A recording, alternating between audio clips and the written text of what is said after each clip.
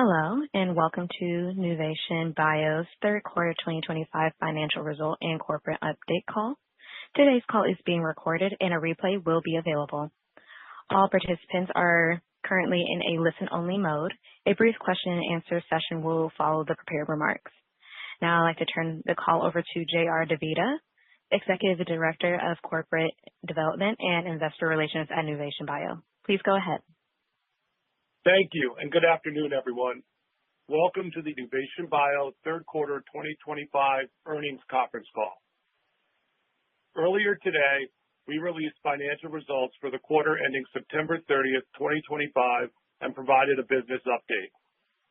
The press release is available on the investor section of our website at nuvationbio.com, and a recording of this conference call will also be available on our website following its completion. I'd like to remind you that today's call includes forward-looking statements, including statements about the therapeutic and commercial potential of IBTROZI and safusidenib, the components of our anticipated product revenue, expected milestone payments, and our cash runway. Because such statements deal with future events and are subject to many risks and uncertainties, actual results may differ materially from those in the forward-looking statements. For a full discussion of these risks and uncertainties, please review our annual report on Form 10-K and our quarterly reports on Form 10-Q that are filed with the U.S. Securities and Exchange Commission. Joining me on today's call to discuss our quarterly results are our Founder, President, and Chief Executive Officer, Dr. David Hung, our Chief Commercial Officer, Colleen Sjogren, and our Chief Financial Officer, Philippe Sauvage. David will provide an overview of our key business updates, Colleen will provide details on the commercial launch of IBTROZI, and Philippe will discuss our financial and operating updates. David will then conclude with closing remarks. Now I'll turn the call over to Dr. David Hung. David? Thanks, JR. Good afternoon, everyone, and thank you for joining us. I'm pleased to share our third quarter results with you today. As a reminder, our lead product, IBTROZI, received full approval from the U.S. FDA on June 11th, making the third quarter our first full quarter as a commercial stage company. We are thrilled to report that momentum from the U.S. launch of IBTROZI continues to build in a meaningful, steady manner. On our last earnings call, we announced that 70 new patients had started IBTROZI between FDA approval and the end of July, which represented approximately 10 new patient starts per week. Going forward, we will report key performance indicators and sales on a quarterly basis. This allows for a direct apples-to-apples comparison of quarter-over-quarter growth, regardless of when we report our results. Today, we can tell you that 204 new patients started IBTROZI in the third quarter, which represents over 15 new patient starts per week during this period.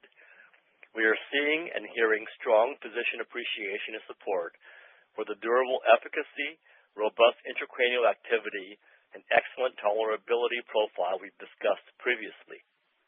Importantly, what we're seeing in the field reflects exactly the cadence we were hoping for at this stage, supported by real-world, real-time patient treatment needs.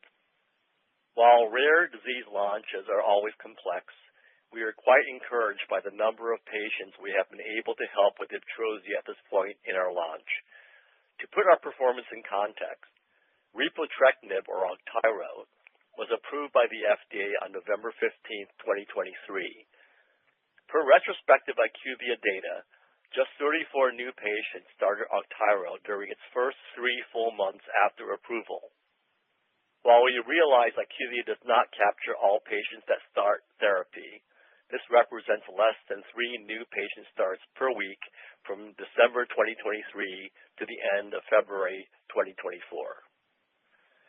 As evidenced by the volume of new patient starts to date and defining characteristics of its product profile, we believe that IBTROZI is on track to become the new standard of care in ROS1-positive non-small cell lung cancer.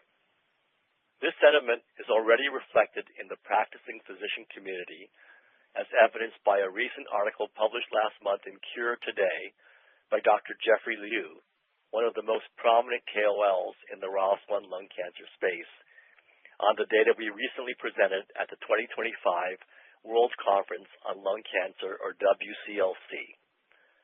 Since its launch, IQVIA data also shows that Augtyro has been unable to displace crizotinib or Xalkori and become the standard of care in this disease. We believe Xalkori should not be the standard of care because it does not cross the blood-brain barrier. About 36% of newly diagnosed patients with advanced ROS1-positive non-small cell lung cancer have tumors that have already spread to their brain, and another 50% of patients previously treated develop brain metastases upon progression. This viewpoint has been echoed by multiple KOLs we have interacted with in the field. Per data published in the Journal of Clinical Oncology, or JCO, IBTROZI demonstrated a confirmed overall response rate, or ORR, of 89% and a median duration of response, or DOR, of 44 months in TKI-naive patients, and importantly, a 66% confirmed intracranial response rate in patients with brain metastases who were TKI pretreated. Data published in JCO was based on pooled analyses from the TRUST-I and TRUST-II studies using a June 2024 data cutoff, and today we are delighted to report that the median DOR of TKI-naive patients treated with IBTROZI in the pooled analyses has now increased to 50 months from 44 months, with additional follow-up from a more recent data cutoff date of August 2025. These new data are being prepared in a supplemental NDA to support a label update that we plan to submit in the coming weeks. And we also plan to provide a more fulsome update from the August 2025 data cutoff at a medical conference in 2026. These long-term data appear to represent the greatest patient benefit to date in ROS1-positive non-small cell lung cancer. It is also important to note that unlike ongoing studies of other ROS1 TKIs, our pivotal studies did not exclude patients with other concomitant oncogenic mutations, making the results with IBTROZI, we believe, representative and applicable to real-world patients. To our knowledge, we have not seen any approved therapies in any solid tumor oncology indication that have shown efficacy data like those of IBTROZI's combined response rates and durability in the first-line setting. Only lorlatinib, or Lorbrena, for ALK-positive non-small cell lung cancer has shown a longer median PFS of greater than 5 years in its CROWN study, but per its label, Lorbraina's confirmed ORR is 76%. Just as it would be a challenging and significant investment over many years to achieve, much less surpass, the median PFS of Lorbrena in ALK-positive non-small cell lung cancer, we feel it will be equally difficult and lengthy an investment to demonstrate durability data close to that of IBTROZI in ROS1-positive non-small cell lung cancer. We also published important new data at both WCLC in September and the European Society of Medical Oncology, or ESMO, in October. At WCLC, we shared updated IBTROZI data from both the pivotal TRUST-I and TRUST-II studies that supported the data in our label. This included both additional details which emphasized the consistent durability of IBTROZI's efficacy profile and a more thorough characterization of IBTROZI's well-tolerated safety profile. Specifically, while our presentation did not summarize all adverse events detailed in our prescribing information, it instead focused on the 6 most common adverse events seen in clinical studies of IBTROZI. These were increased aspartate aminotransferase, or AST, increased alanine aminotransferase, or ALT, followed in order by diarrhea, nausea, vomiting, and dizziness. Of note, out of the 337 patients with ROS1-positive non-small cell lung cancer treated with IBTROZI in our pivotal studies, the number of patients who discontinued IBTROZI for any of these top 6 adverse events was 1. This represents a discontinuation rate of just 0.3% for the 6 most common adverse events. In addition, The published data show that IBTROZI's clinically apparent adverse events, diarrhea, nausea, vomiting, and dizziness, were transient, majority grade 1, and resolved in 1 to 3 days. Again, the combined efficacy, durability, and tolerability of IBTROZI are unprecedented in this disease. Additionally, at the ESMO conference, we presented data on IBTROZI's efficacy in patients who had failed Rozlytrek or entrectinib, the only CNS-penetrant first-generation ROS1 TKI. IBTROZI's confirmed ORR post-entrectinib failure was 80%. We are not aware of any ROS1 agents approved or in development that can match this response rate. Also notably, all 10 patients who failed entrectinib in this study failed for progression, not tolerability. This is an important distinction because showing an 80% confirmed ORR after progression is a much higher bar to achieve than an 80% ORR in patients who failed entrectinib for tolerability but whose tumors are not progressing on entrectinib. This data is particularly important because, as I noted earlier, intracranial metastases develop in 50% of patients progressing with ROS1-positive non-small cell lung cancer, and Rozlytrek was previously the most tolerable of the currently approved earlier generation brain-penetrant ROS1 TKIs. We believe these results following progression on Rozlytrek help solidify IBTROZI's differentiated profile and activity in the central nervous system. We believe that IBTROZI's robust and durable systemic and intracranial response rates may be due to its unique combination of activities against two important targets, ROS1 and TRKB. As we have previously mentioned, IBTROZI is 11 to 20-fold more selective for ROS1 over TRKB. It is strikingly potent against ROS1 with picomolar level inhibitory activity. However, we believe that modest and tolerable inhibition of TRKB by IBTROZI may also contribute to intracranial disease control. Per published studies, TRKB signaling has been associated with larger tumor size, higher clinical stage, higher probability of distant metastases, including in the CNS, and worse survival across multiple solid tumor types, including lung cancer. Our view is that IBTROZI strikes the right balance between potent inhibition of ROS1 combined with measured and tolerable TRKB activity. Interestingly, as I just mentioned, the only other approved TKI with a PFS longer than that of IBTROZI is Lorbrena, used in ALK-positive non-small cell lung cancer, which also inhibits TRKB to a measured extent. We do not believe this is a coincidence. ALK-positive non-small cell lung cancers also frequently metastasize to the brain, and Lorbraina's TRKB activity may be one of the key features in its striking durability. We believe that IBTROZI's ability to hit ROS1 very hard and TRKB modestly may drive its unique systemic and intracranial response durability and its tolerability profile. We also continue to execute on IBTROZI's life cycle management. We recently dosed the first patient in TRUST-4, our randomized placebo-controlled phase 3 study evaluating taletrectinib as adjuvant therapy for patients with resected ROS1-positive early-stage non-small cell lung cancer. Surgical resection remains the standard of care for early-stage lung cancer, yet recurrence is unfortunately common, and patients with ROS1 fusions have no approved targeted therapy options in the adjuvant setting today.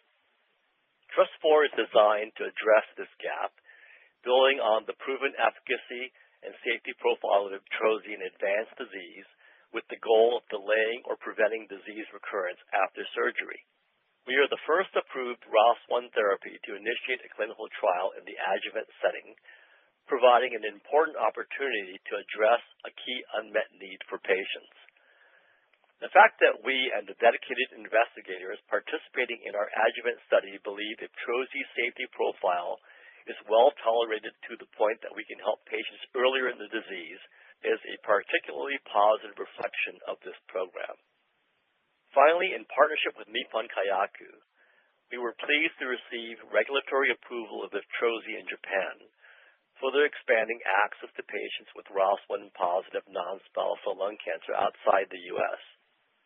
We view this milestone as an important step in bringing IBTROZI to patients and providers around the globe following its approval in China earlier this year.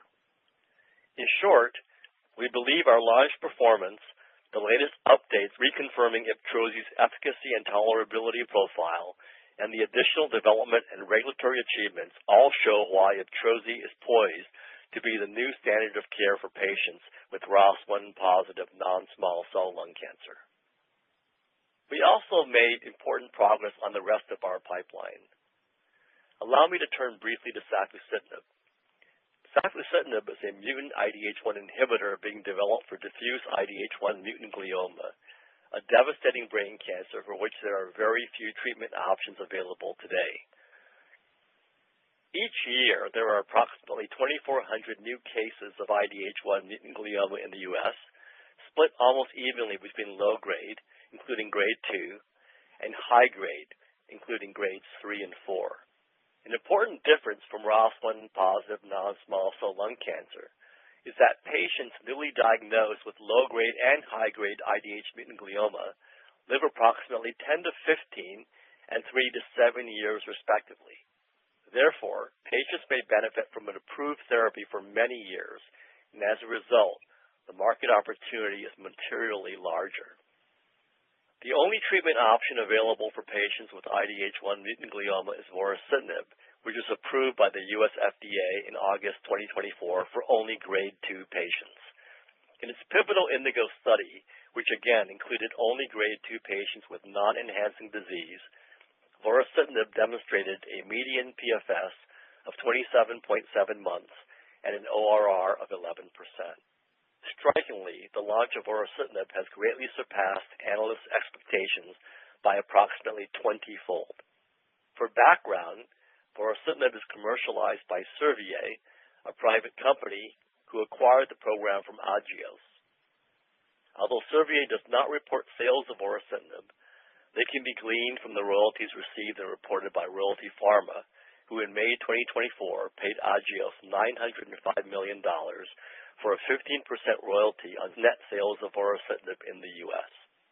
Royalty Pharma recently disclosed in an investor update that U.S. net sales of vorasidenib were over $550 million since launch compared to analyst projections of approximately $30 million over the same time frame, including $223 million in net revenue in the second quarter of 2025 alone. Based on this, vorasidenib is quickly approaching an annual run rate of $1 billion in U.S. net sales. We believe this is consistent with what we have said is a significant commercial opportunity for our IDH1 inhibitor, safusidenib. As a reminder, vorasidenib is approved in grade 2 IDH1-2 mutant glioma, and there are no therapies approved in the IDH1 mutant high grade or high-risk lower grade settings.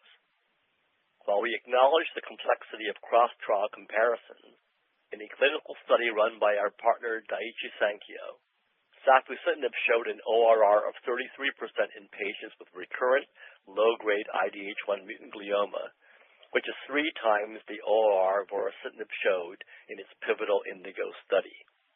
More importantly, safusidenib demonstrated a 17% ORR in high-grade IDH1 mutant glioma, including 2 complete responses lasting multiple years. These complete responses include a GBM, or glioblastoma multiforme, the worst of all gliomas, which is now referred to as grade 4 astrocytoma. To our knowledge, no other IDH1 inhibitors have demonstrated responses of this kind in high-grade IDH1 mutant glioma, and we believe this speaks to the emerging and promising clinical profile of safusidenib. Based on data generated to date, we have begun dosing patients in a global randomized study evaluating the efficacy and safety of safusidenib versus placebo for the maintenance treatment of high-grade IDH1 mutant glioma following standard of care treatment. Specifically, we define the population as patients with newly diagnosed IDH1 mutant grade 3 astrocytoma with certain high-risk features or grade 4 disease. Following a successful meeting with the U.S. FDA, we're actively preparing a protocol amendment to modify the trial into a pivotal phase 3 study by increasing the size to approximately 300 patients, which should support potential regulatory approvals. Please refer to clinicaltrials.gov for additional details on the study design. Other important elements coming from the FDA meeting include agreement on PFS as the primary endpoint, which could support full approval, agreement on the dose of 250 milligrams BID without further need for dose optimization in this setting, and agreement on the defined patient population with the potential to also include patients with IDH1 mutant high-risk grade 2 or low-grade gliomas, a patient group that might not be best served by vorasidenib given its pivotal INDIGO study design. For example, the INDIGO study excluded grade 2 patients with enhancing disease. Enhancing disease is known for having a higher risk of progression. Considering the high unmet need and the exciting profile of safusidenib, we are optimistic about the speed of recruitment in this trial. That said, we want to be transparent on the length of this study. Given the agreed-upon PFS endpoint and natural history of disease, this study will take years to complete. In addition, I'd reiterate that the blinded protocol will prevent us from disclosing public updates until enough events have occurred. We estimate that the study will be completed in 2029. Finally, we want to share an update on our discussions with FDA regarding the development of safusidenib in grade 2 IDH1 mutant glioma where vorasidenib is approved. These discussions were incredibly collaborative, but it was clear that to receive approval, we would need to demonstrate a PFS benefit of safusidenib in a single randomized study with sufficient representation of U.S. patients. This would naturally result in including vorasidenib as the control arm, given any other control arm in the U.S. would be considered unethical. While vorasidenib may be approved or achieving approvals in ex-U.S. regions, accessibility and reimbursement is highly variable, and it would take too long to enroll a study supported by a PFS endpoint solely in the U.S. An alternative is for us to supply vorasidenib, but the cost would easily exceed $100 million, which is simply not a financially prudent business decision. Therefore, we've decided not to pursue a head-to-head low-grade glioma study on our own at this time, and to instead focus our resources and efforts on the high-grade maintenance study. However, as we've alluded to above, some grade 2 subsets were excluded from the vorasidenib INDIGO pivotal study, such as high-risk grade 2 patients, which are still low-grade gliomas.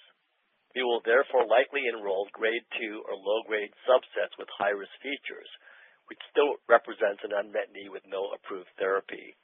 We will continue to explore whether there are other pathways to pursue development in a portion of the low-grade population or other IDH1 mutant glioma patient subsets that could potentially benefit from safusidenib, and also remain flexible around further partnerships in the development of this program.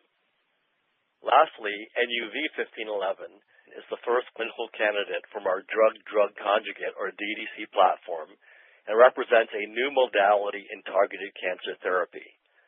We plan to provide an update from our phase 1 dose escalation study in difficult-to-treat solid tumors in the near term. We remain confident that we have the team, strategy, and mindset to execute our program successfully, build lasting value, and most importantly, serve patients. With that, I'll turn it over to Colleen. Thank you, David. Today, I am excited to share that due to the efforts of our incredible field team, our launch of IBTROZI continues to build impressive momentum. Since approval on June 11th, our team has effectively executed our launch plan across the organization. Specifically, the precise execution of our launch strategy by our sales, marketing, and market access team has helped providers quickly identify appropriate patients and ensure these patients have timely access to this important next-generation therapy. In our first full quarter of launch, 204 new patients started treatment with IBTROZI, equivalent to over 15 new patient starts per week. That is 5 times greater than the next most recent therapeutic benchmark in this indication. This underscores that a significant medical need in ROS1-positive non-small cell lung cancer still exists. Even in these early days, it is clear to us that IBTROZI's compelling efficacy and safety profile is addressing this need. While ultra-rare disease launches require a multifaceted approach, this early momentum demonstrates that we have the right team, the right plan and strategy, and a practice-changing therapy with a differentiated clinical profile in IBTROZI. There is swift adoption from prescribers across the country in all channels, including independent delivery networks, or IDNs, academic centers, and large community practices. Through the end of the third quarter, providers across 98% of our 47 sales territories had written prescriptions for IBTROZI, including multiple repeat prescribers. At this point in our launch, we have engaged nearly all of our Tier 1 and Tier 2 target accounts, and our field-facing interactions and results reinforce that physicians are quickly gaining comfort prescribing IBTROZI for their appropriate patients. On the market access front, payer engagement continues to be constructive and effective. As of the end of the quarter, IBTROZI was covered by payers representing more than 80% of covered lives, up from 58% just 2 months prior. The incredible effort of our market access team is reflected in this truly phenomenal growth in coverage. Our patient support program, Nuvation Connect, continues to play a critical role, supporting patients beginning treatment quickly while reimbursement is being secured. We are encouraged that while our free trial program was intended to last up to 1 month, we continue to convert patients in a matter of weeks, highlighting both payer receptivity and prescriber conviction. Now let's look at some of the backgrounds of key segments of patients who have been prescribed IBTROZI, as they highlight the broad potential of this therapy. First, we are seeing use from providers in both academic and community settings nationwide. To date, nearly 75% of our new patient starts have come from academic centers or independent delivery networks. This is to be expected, as these centers are typically quicker to adopt new and innovative products, while community centers, where the majority of ROS1 patients are located, are just now starting to come online. Over time, we expect the majority of new patient starts to come from the community setting, in turn supporting prescription growth and continued momentum. In addition, IBTROZI is being prescribed across both TKI-naive and TKI pretreated patient populations.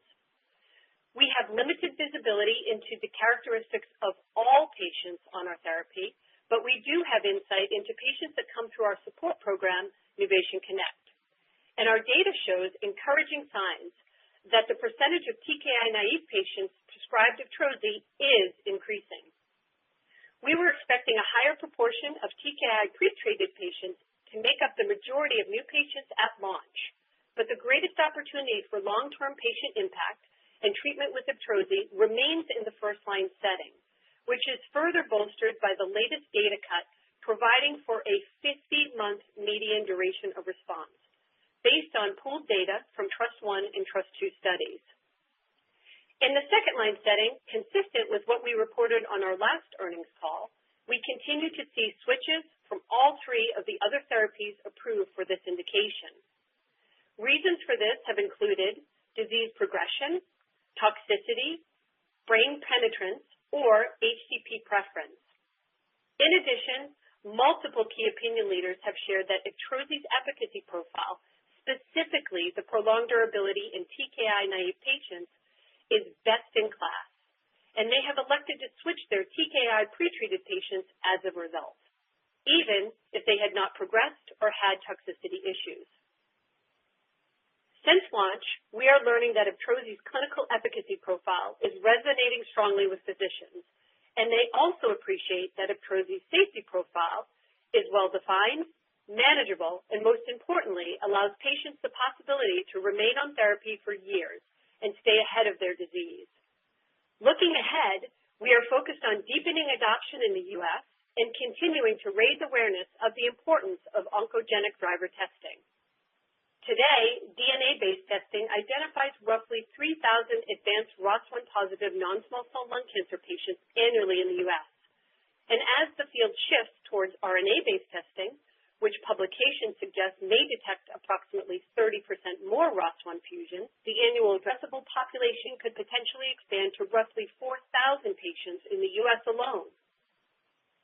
So given IBTROZI's median duration of response of 50 months, we would expect the theoretical maximum number of patients treated with IBTROZI to potentially be over 16,000 patients early in the 5th year post-approval.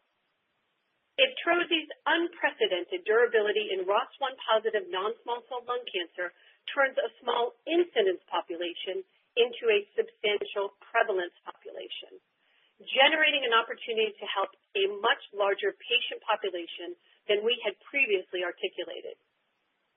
This example is based on first-line patients only and does not count any patients in the pretreated population, which further increases the addressable population over this time frame.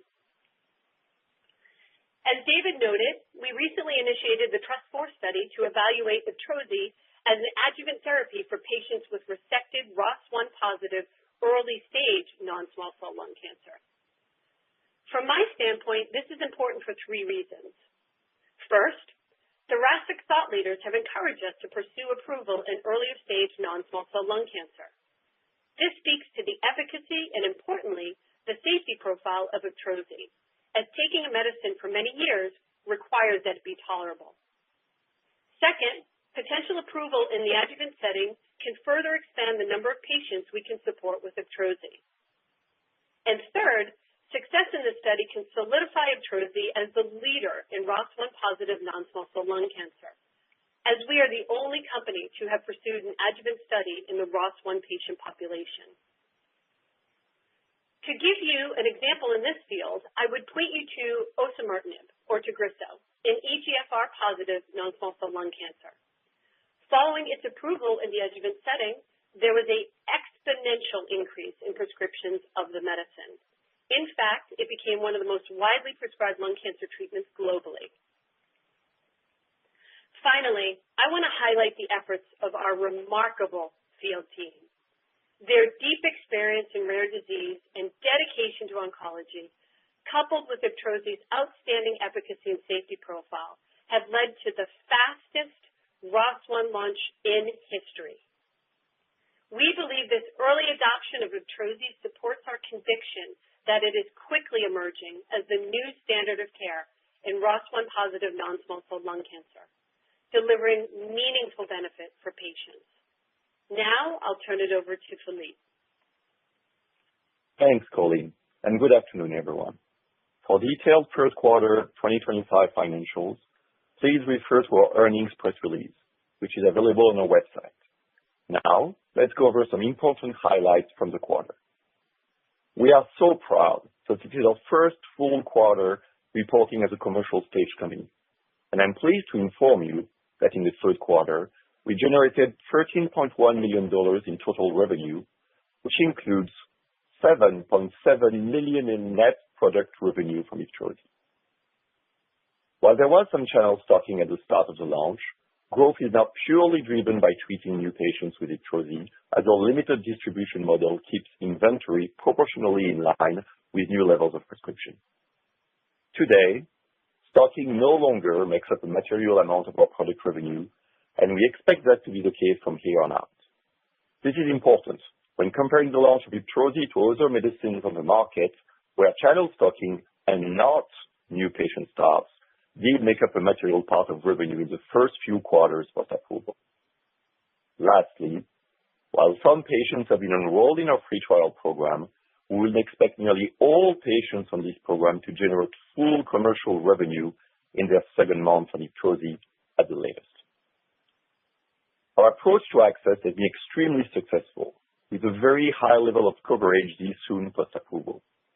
Our level of gross to net has naturally increased based on contracting in the vicinity of 20%. We expect this level to slightly increase over time and then stabilize based on our balance of business with commercial, Medicare, Medicaid, and free 40B plans. and the limited amounts of free medicine provided to date. As of the end of the quarter, more than 80% of lives are covered across the U.S. payer label, an outstanding number this early in the launch, which gives providers strong confidence in coverage for IBTROZI. Adding that to IBTROZI's very favorable profile, we have everything we need for continued prescription growth and success. The remaining revenue comes from our collaboration and license agreements, including product supply, royalty revenue, and research and development services. While our current royalty revenue comes from our commercialization partner in China, Innovent Biologics, we expect to begin receiving additional royalty revenue from our partner in Japan, Nippon Kayaku, following approval in September of this year. Notably, we expect IBTROZI to be approved for reimbursement within the fourth quarter, which will result in a $25 million milestone payment from Nippon Kayaku to Nuvation Bio and the start of our royalty payments. We are also in late-stage discussions with potential IBTROZI commercialization partners in Europe and other ex-US territories. This will further reinforce our revenue and cash position. We will report key performance indicators related to IBTROZI and corresponding net revenue on a quarterly basis from now on. To us, the real metric of success is the number of patients we can help with our differentiated therapy, and this is what we will focus on in the near term. We are not yet providing net revenue guidance, but plan to at the appropriate time. Still, it is important to note that if we consider our new patient starts in the quarter, we are already at a level of annualized net revenue of more than $55 million if these patients were to remain on IBTROZI just for the next 12 months. However, given IBTROZI's 50-month median DOR, we believe there is a considerably larger commercial opportunity ahead of us. On the expense side, R&D expenses for the quarter were $28.8 million as we continued investment in IBTROZI and in our clinical stage pipeline. SG&A expenses were $37.4 million, primarily driven by support for commercialization.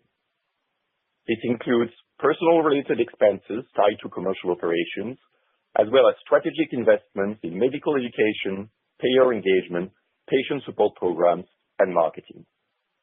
We have right-sized our field team with 47 oncology account managers. We do not expect field and commercial team numbers to go up.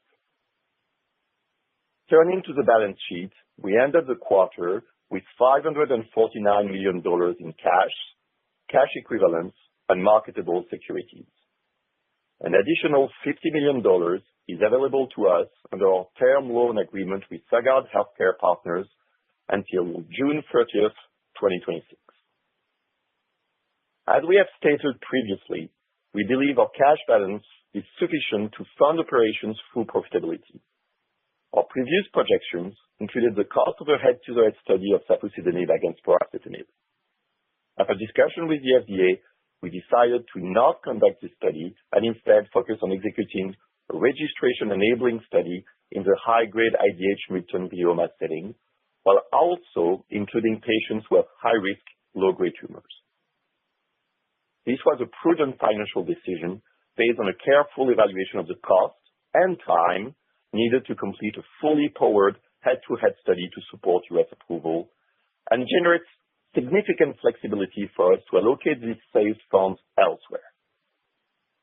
Given the substantial cost of the head-to-head study against vorasidenib that was previously in our budget, this should lower our operating expenses and further support our ability to reach profitability. This expanded runway gives us further flexibility as we continue to pursue additional attractive, underappreciated, and undervalued assets that can make an impact on patients' lives. Operationally, we remain an agile organization with the flexibility to redirect resources as insights emerge into both commercial launch, development of our pipeline, and evaluation of other exciting external opportunities. That discipline, combined with the early IBTROZI performance and a robust cash balance, positions us to execute on our 2025 objectives what we plan for 2026 and beyond. We have one of the sector's best teams, a special therapeutic in IBTROZI, with more to come, combined with the right structure, resources, flexibility, and agility to continue to grow and make an impact. I'll now hand it back to David. Thank you, Philippe. Before we move to Q&A, I want to emphasize how proud I am of our team and the progress they have made. We are encouraged by the strong early adoption of IBTROZI across patients with advanced ROS1-positive non-small cell lung cancer, the feedback we're hearing from physicians and patients, and the momentum we are building as a commercial company. This is only the beginning. With IBTROZI's differentiated profile and growing adoption, coupled with the breadth of our pipeline and a robust cash balance, I believe we are well positioned to create meaningful impact for patients and long-term value for shareholders. With that, I'll ask the operator to open the line for questions. Thank you so much. We'll now begin our Q&A session. So if you'd like to ask a question, you can do so by pressing star 1 on your telephone keypad. Or if you'd like to remove your question for any reason, you can do so by pressing star 2. Once again, to ask a question, please press star 1.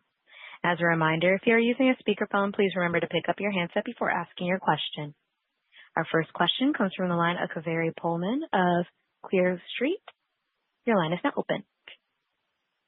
Great. Good afternoon. Thanks for taking my question and congratulations on the progress. Maybe just a couple on IBTROZI. With more clarity and experience, curious if you would be able to provide any guidance on sales for this year. Also, how do you see the current and future trends in usage between treatment-naive or first-line and second-line settings relative to your expectations? And what key factors or strategies could influence greater uptake in first-line? And I have a follow-up.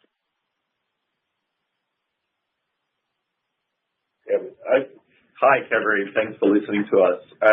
As we said in the past, we are not going to provide any guidance on our numbers, but we are very comfortable with the level of consensus today. And we think that what we accomplished in Q3 with $7.7 million in net sales in the U.S. is a very, very strong number for Q3 and therefore for our year.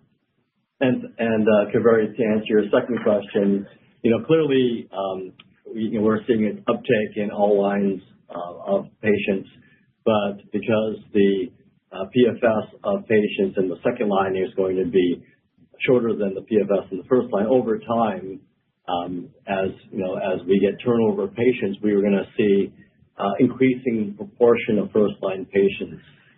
So we would anticipate that to grow, and we're capturing a significant number of patients at this stage of our launch, and we would expect that to continue to grow and accelerate.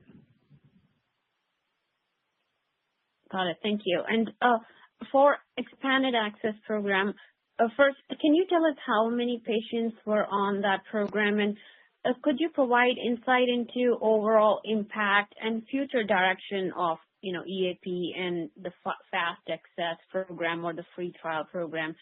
Specifically, how do you see these initiatives evolving, and what potential do they have to support adoption as physicians gain more experience with the commercialized drug? Thank you. Thank you, Kaveri. So for expanded access program, you might remember we told you in the last quarter that we had only 6 patients on these EAPs that were converted to commercial IBTROZI. It's only 6 of them. We didn't convert any patient from our clinical trials because they're still on trial. As David pointed out, with a very, very long duration, we expect them to stay on trial for a very long time. So it's only 6 patients that convert to EAP. And I wanted to come back to another point I was making back to your question about consensus. Obviously, as we said, if patients were to stay for the full year on IBTROZI, you're looking at roughly $55 million. So that should help us and help you to document the kind of sales for next year.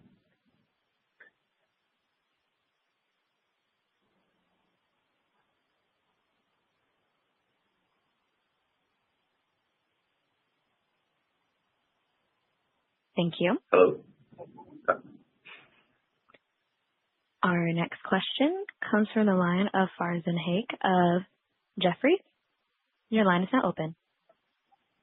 Hi, everyone. Congrats on the quarter, and thank you for taking my question. Can you provide some color on the gross to net and payer mix, and then timeline for submitting the supplemental NDA to update the label for IBTROZI? Thank you, Fardin, for your question. I'll start by the gross to net and the payer mix. So we communicated about a gross to net of roughly 20% so far because we're starting to see the various payers coming online. We believe that we would have something in the vicinity of 40% coming from Medicare, a little bit less than 10 from Medicaid, and maybe 20% additional from 340B. It's slightly lower right now. And obviously, all of those payer mix, Medicare, Medicaid, 340Bs, are taking the rebates to certain levels. Some of them are being, as you know, legal, like the 33.1% in Medicaid. So all of this to say that with the collection of payer mix that we see and we expect looking ahead and the contracting that we've done, we have for the quarter about 20%. We think it's still going to go a little bit higher over the next few quarters, and then it will stabilize. And Fardin, to answer your question on the timing of the sNDA, we anticipate submitting that by the end of the week. Got it. And then on the IDH1 program, are you saying more on the powering assumptions? And then, I know the pre-specified stratification, so perhaps something on the crossover provisions for these high-grade glioma study. I'm not sure I captured the second part of your question, but we haven't given detail on the powering assumptions except to say that we anticipate a trial size at 150 per arm will enable us to get registration. Got it. So just 2029 data, that's the expectation. The number of events, you're not saying how many number of events to accumulate to get to that. That's correct. Okay. Thank you so much.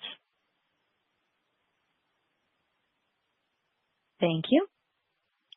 Our next question comes from the line of Sumit Roy of Jones Research. Your line is now open. Hi, everyone, and congratulations again on the quarter.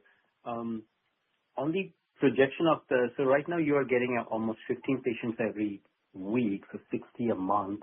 Could you give us some guidance on, is that a fair number for next couple quarters to go with, or following the initial excitement, we should trim the total number of new patients a little bit?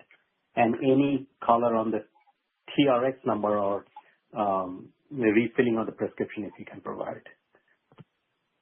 Hi, Sumit. Thanks for your question. I mean, as we said, there is no bolus, so we expect this is going to be a continuous growth for us. There was no bolus of patients. There are new cancer patients, unfortunately, every day, and for ROS1 positive lung cancer patients, we believe IBTROZI is the best drug out there, so this will continue to increase. This is a rhythm. As we discussed in the past, unfortunately, the number you can get from IQVIA today are still not accurate for us.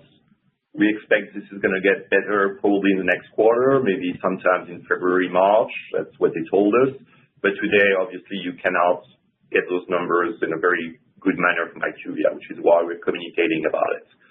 In terms of growth, as Colleen was saying, there is still a lot of potential for us to grow because the majority of the patients are in the community setting where we are doing a lot of efforts to promote IBTROZI, because today, despite the majority of patients out there, we still get a majority of patients from university center, like, very, very academic centers, specialized centers. So there is still a lot of patients out there for us to put on IBTROZI or to help them with our drug, and that's what we're trying to do right now. And I would also emphasize that growth is going to come from several areas. Number one, as Philippe said, we're going to organically grow as we penetrate the market more and more.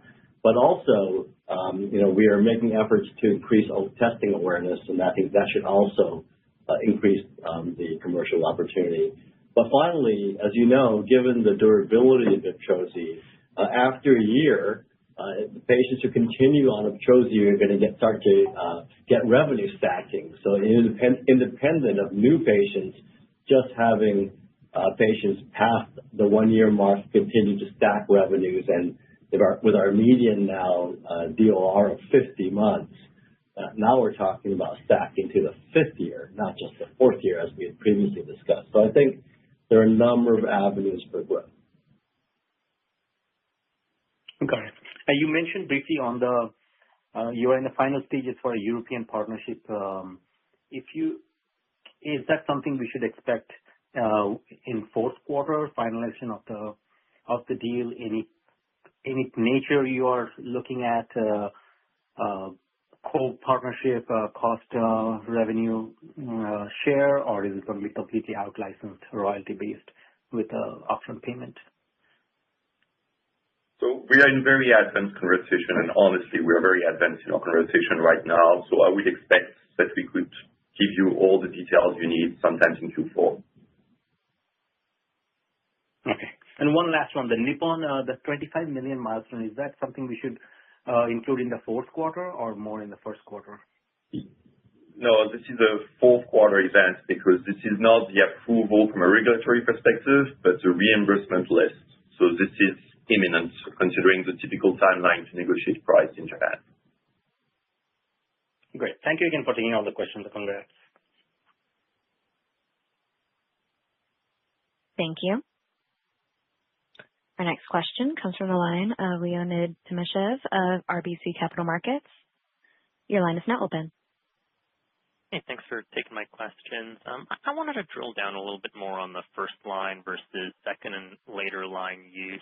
I guess in the real world, practically, how many patients are truly treatment naive? Again, I guess what I'm asking are there patients that are switching early and that might be somewhere, in between what you would consider a first line and a second line patient, and sort of how you think that might impact the real world duration of response that you might have? And then maybe from a commercial perspective as well, if competitors come on the market later with, later line labels, how effectively you might be able to corner off the market by being in first line, or is there some wiggle room in what is, truly a second line versus a first line patient?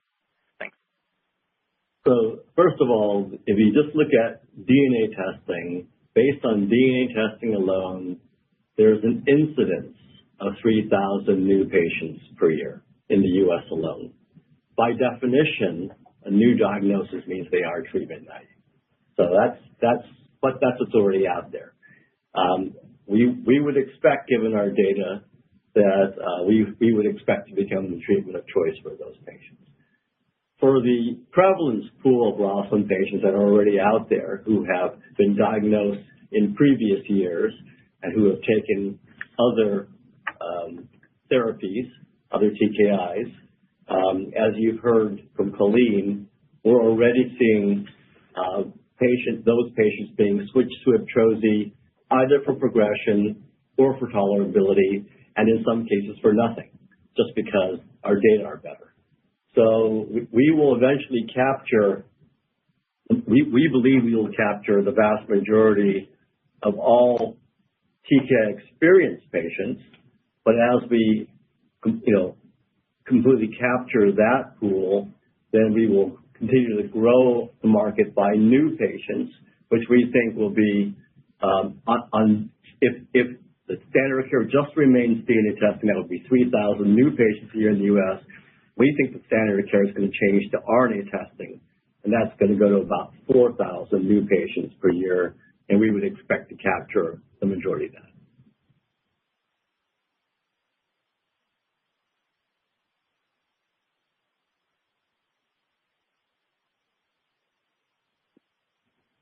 Thank you. Our next question comes from the line of Yaron Werber of TD Cowen. Your line is now open. Great. Thanks so much, and congrats on a really nice start. So also a couple of questions. So we're kind of backing into, let's say, 108 patients sort of on average on therapy, and you started 204. So it almost seems like we're in a pretty good run rate. You can actually, grow fairly substantially in Q4. And it sounds like you're comfortable with consensus for next year. I don't know if you can share with us what you think consensus is next year. And then secondly, it looks like you're doing $4 to $5.5 million in collaboration license revs quarterly. Is that sort of a good run rate to take into the next quarter next year? Thank you. Thanks, Yaron. I'll start with the collaboration point. So a large chunk of our collaboration revenue from the quarter comes from our deferred revenue with Nippon Kayaku. So when we did the deal, we got basically deferred revenue that we recognize now because we have executed everything that we needed to do because basically they are approved, right? So that's as simple as that. So this collaboration revenue from that part of purely R&D collaboration revenue will go down. But on the other hand, as you pointed out, we will start to get more and more collaboration revenue driven by royalties. So far, royalties have been only coming from China with Innovent, and as I pointed out in previous call, because they were not on the NRDL list, or if you prefer, not reimbursed, those royalty revenues were typically small. Now they're going to increase if they get an NRDL list. At the same time, on royalty revenues coming from Nippon Kayaku will increase as well because it will be on the market. And finally, if we conclude during Q4 our partnership in Europe, we will have other collaboration revenues potentially coming from that. So this part of our collaboration revenue from this quarter will disappear, but we'll have lots of other things coming up in the terms of royalties. I think to your point about consensus, what we have for consensus in 2026 is about $115 million. And as I pointed out, if we were to keep all the patients that we have seen starting on IBTROZI in Q3, so 204, this is an annual revenue of $55 million already.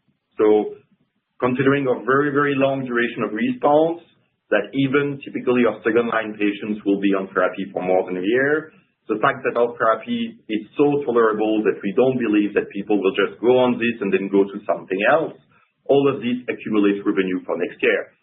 $55 million is just patients that have started in Q3 staying on therapy for a full year. So that's all the reason why we're very comfortable with consensus next year.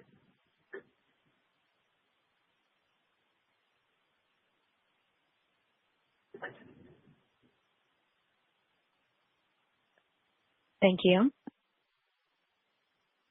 Our next question comes from the line of David Nierengarten of Wedbush.